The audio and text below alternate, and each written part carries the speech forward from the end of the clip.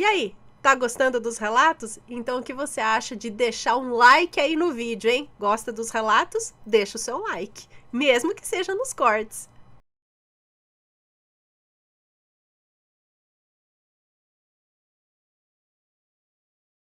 A maldição da minha família. É uma moça que nos conta.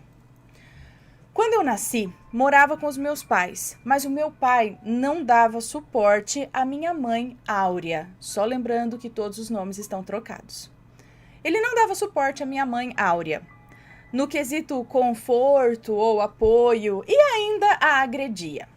Foi então que um vizinho cansou de ouvir tudo aquilo e foi até a casa da minha avó Sheila, contando que o meu pai estava batendo na minha mãe e que era para ela ir lá com ele, tirar a Áurea e eu de lá. Sheila foi com ele e nos levou para morar com ela. Ela morava com meu avô Estevão, que bebia muito e xingava a todos.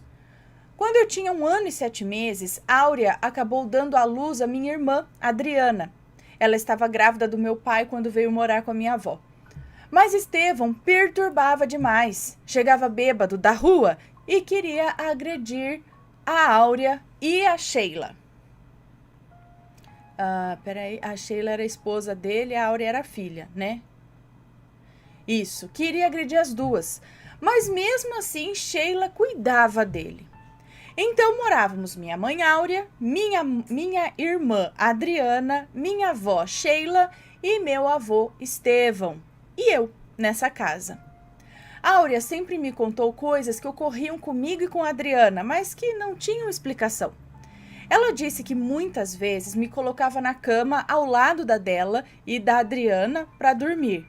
E no outro dia eu aparecia no chão, mais precisamente embaixo da cama, dormindo e sem qualquer machucado.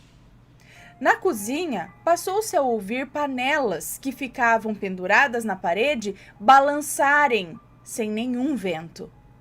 Sim, era possível sentir um cheiro de podre no ar, vez ou outra. E era no quintal, sendo que cansaram de limpar aquele quintal e não encontrar nada que pudesse causar aquele cheiro, mau cheiro. Os dias foram passando e os fatos sobrenaturais iam aumentando. Adriana e eu sempre juntas. Víamos sombras passando pela porta do quarto e indo em direção à cozinha ou à sala. Quando tínhamos mais ou menos 6 a 4 anos, ou 6 e 4 anos, as coisas começaram a ficar ainda mais pesadas naquela casa. Todos os dias, às 6 horas da tarde, Sheila e Áurea iam lá para fora, ou seja, a mãe e a avó dela iam lá para fora conversar com algumas vizinhas e esperar Estevão chegar, para ampará-lo, pois muito provavelmente ele chegaria bêbado e caindo pelos cantos. Adriana e eu, percebendo que não havia ninguém em casa, paramos de ver TV e fomos em direção à cozinha. Lá ficava a porta que dava para o nosso quintal e o portão que dava na rua, onde Sheila e Áurea estavam. Nesse momento, nós paramos na porta da cozinha e Adriana apertou a minha mão fortemente, parando de andar. Eu, sem entender, puxava ela e dizia: "Vamos lá para fora, vem, anda." E ela dizia: "Você tá vendo a mão que sai dali?" Apontando para a cerca de flores que tinha em volta da casa.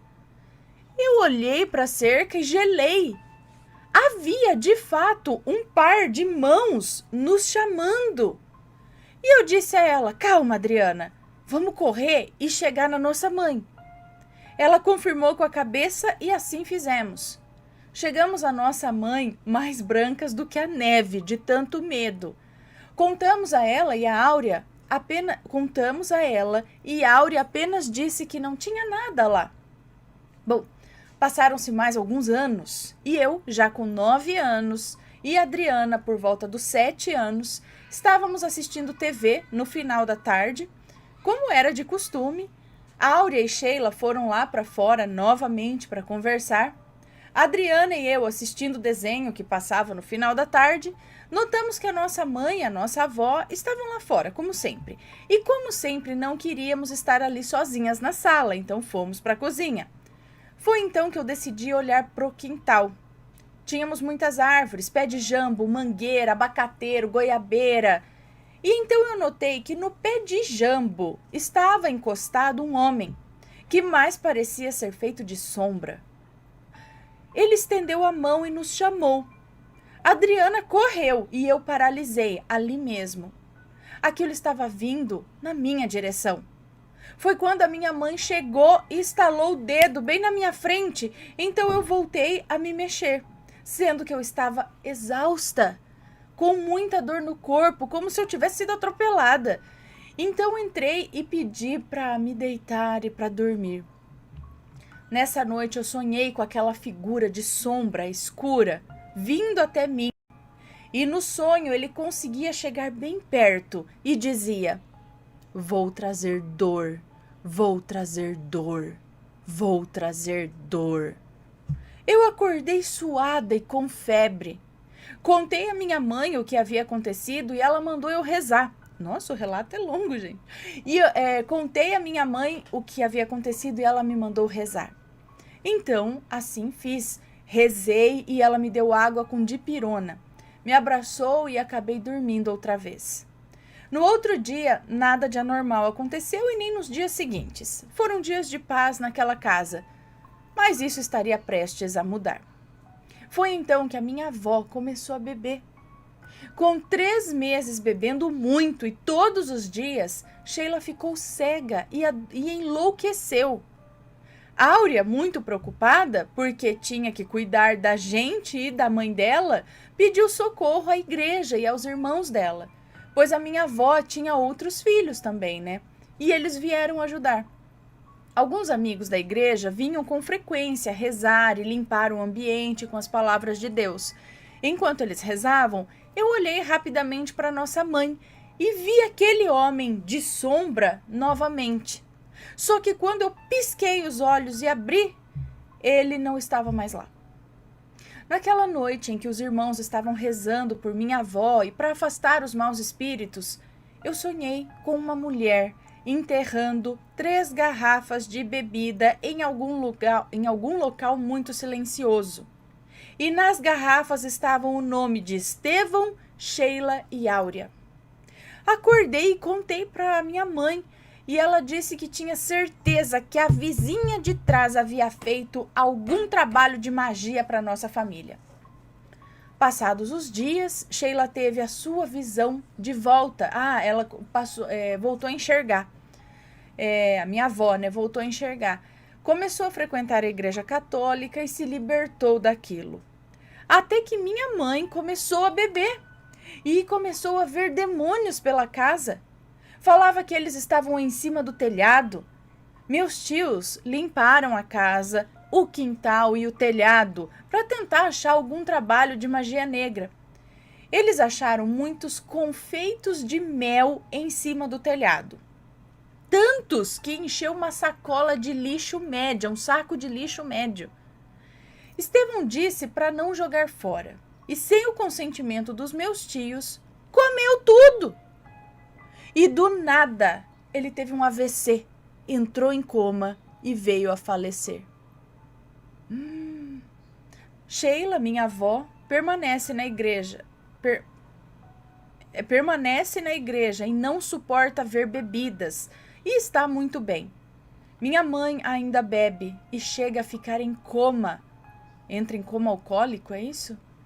Eu cheguei a ir num centro espírita e lá fiquei sabendo que havia sido lançada uma maldição na minha família, mais precisamente no meu avô, na minha avó e na minha mãe. Eles falaram sobre o sonho que eu tive, onde eu vi as garrafas com os nomes. Disseram que para cada um foi mandado 6 espíritos de alcoólatras. Estevão foi o mais afetado e Sheila, como se libertou, os 6 espíritos dela passaram a andar com a minha mãe. Ou seja, minha mãe agora está com 12 espíritos de alcoólatra, que sugam a sua energia e todas as vezes em que ela abre a boca, eles se aproximam dela para sentir o hálito de bebida. Eu pesquisei sobre a casa e soube muita coisa dela.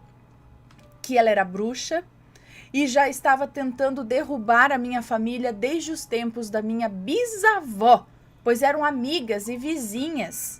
Quantos anos tem a mulher? Hoje em dia ela já é falecida, mas suas filhas ainda praticam essa bruxaria. Hoje eu já não vou mais ao centro. Áurea está morando com a Adriana, minha irmã, né? Minha mãe está morando com minha irmã, que está cuidando dela. Eu ajudo como posso, principalmente nas minhas orações, onde peço incansavelmente para Deus agir na vida dela e quebrar essa maldição. Creio que verei a minha mãe liberta dessa maldição, pois a minha sensibilidade para o sobrenatural permanece. E sinto que quanto mais lutamos por ela, mais enfraquecidos ficam os espíritos que a cercam. Gente, então esse povo, essas sombras que ela via ali ao redor da casa já estavam ali amando da vizinha? Tem como quebrar isso, cortar isso, mandar de volta? Não pode mandar de volta.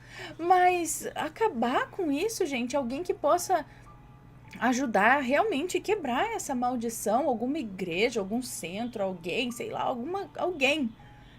Eu acho que dá, sei lá, não sei, tem que procurar, né? Porque às vezes um fala isso, outro fala aquilo, de repente acha alguém aí que consegue. Então acho que não cansem de buscar aí ajuda para isso. E é isso mesmo, gente, manda espírito de alcoólatra e a pessoa... E aí são os espíritos que ficam sugando, espíritos mandados até ela. Vamos pensar, né? Sim, algo a se pensar. Me conta, gostou do relato? Então o que você acha de deixar um comentário aqui embaixo, sempre com respeito, por favor. Além do like, é claro.